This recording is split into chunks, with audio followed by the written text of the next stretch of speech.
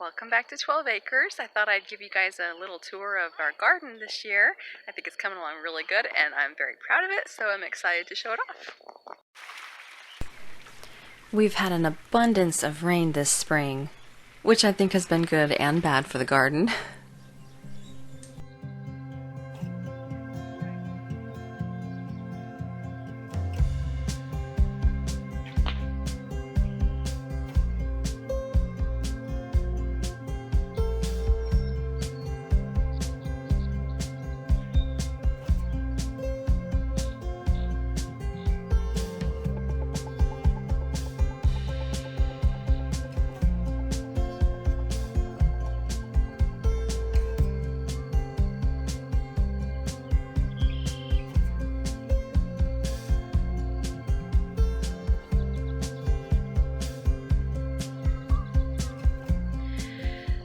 So, along the entire northern border here, I have sunflowers planted.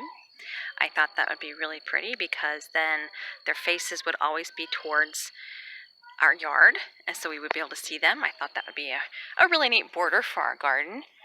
Alright, starting on this end, this is very weedy because this is where we had our potatoes last year.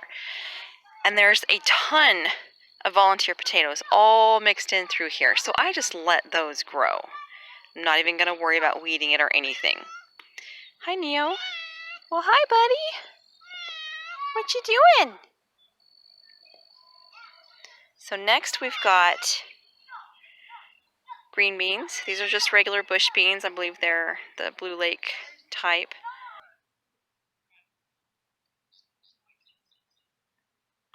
A little bit of radishes down here yet. And then our next row, we've got some yellow squash and then also some zucchini mixed in here. And I'm not sure which ones are which yet because they look identical at this stage.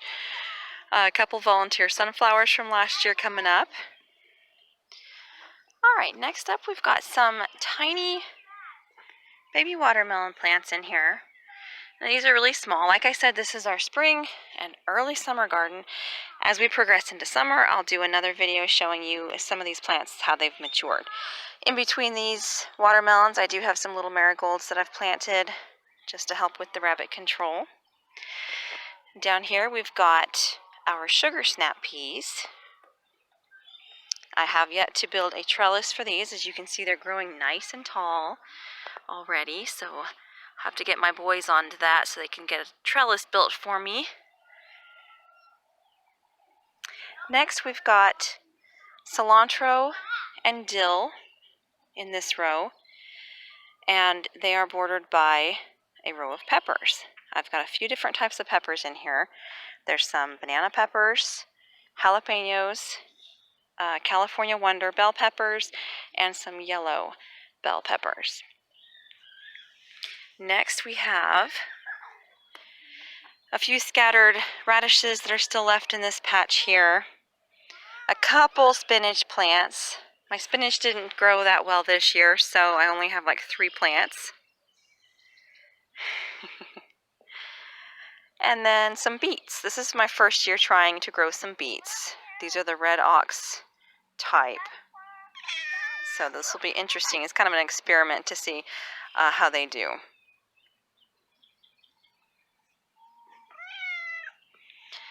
Over here we've got cabbage, which is kind of full of grass. It's kind of hard to pull the grass out between those because they're so close together. I've got a few onions growing in this little patch here. Then my broccoli. And I've never really had great luck with broccoli, but there is a little bit growing on there. So we'll see how that does. Now my lettuce did really, really well this spring. As you can see though now, it's getting kind of sparse. There are some slugs that are starting to eat my lettuce, but I've still got quite a bit left here, and it'll be pretty much all done here shortly, because as you can see, they're starting to grow really tall, which means they're going to start bolting pretty soon. Meow. Alright, next we have some onions here. What is it? Radishes. There's some radishes growing through here that I'm actually letting seed out. so I can collect their seeds. I'm trying to do more this year with collecting seeds than I have in the past, because I feel like it's going to be really important to be able to not only grow our own foods, but also, save the seeds from them so we can continue to do so without having to rely on the store. Next, we have a pretty good sized patch of potatoes. And there's 2 different varieties of potatoes in here, but of course, now I don't remember what they are. I need to write these things down. And then, of course, our tomatoes. And there's 5 rows of tomatoes, and I've got, I believe, 86 plants in here. There's 10 different varieties.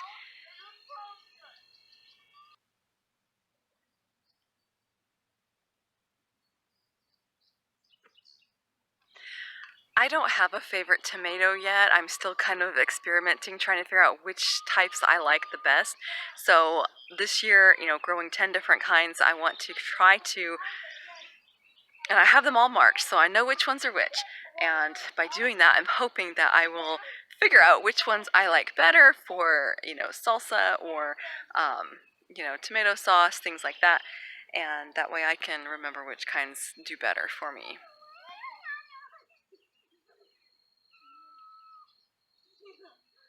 As everything starts growing up a little bit bigger, I will take you along for another tour and let you see how things are maturing.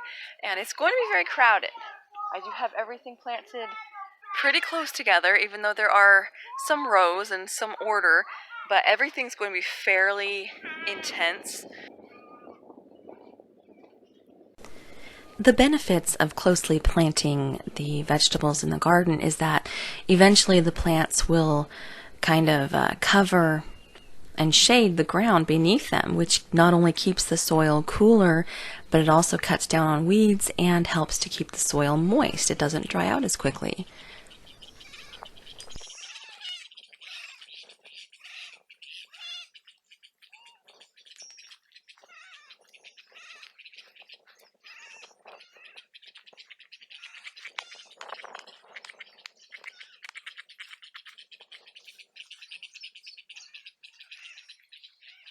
Well, one thing that you may have noticed is missing from our big garden are cucumbers.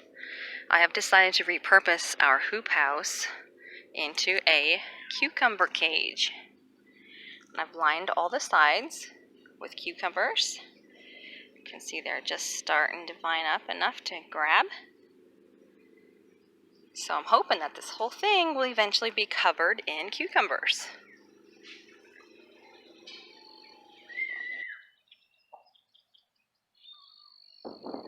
Hi guys.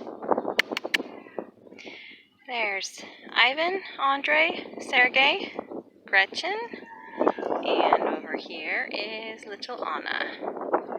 And the horses are, where's my finger? Xander, Zorro. This is Sheba, and Sham is the further one out there. Sham and Sheba are brothers and sisters, and Zorro and Xander are also brothers. The grass is always greener on the other side.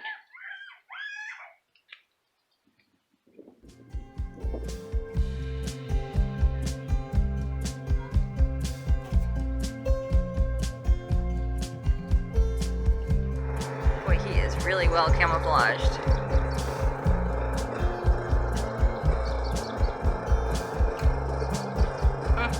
It's pretty neat.